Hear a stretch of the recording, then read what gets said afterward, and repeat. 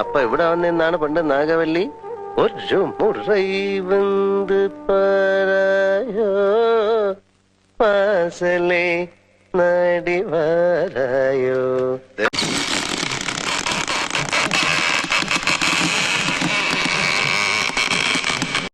ஒரு முறை வந்து பாராயோ வாசலை நாடி வாராயோ. தரிசனம் இன்று தான்